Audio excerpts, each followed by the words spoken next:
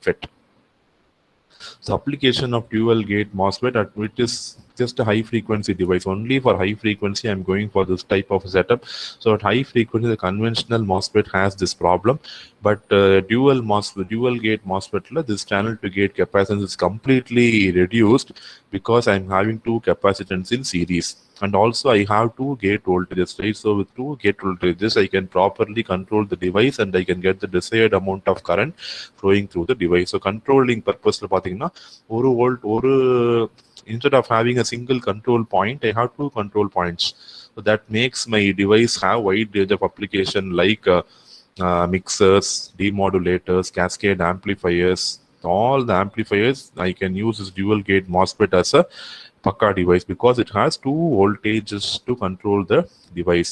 So when the device is used in AGC, AGC is automatic gain control amplifier. Okay, the signal is connected to gate 1 to amplify the signal, and the voltage is connected to apply to gate 2 to control the gain.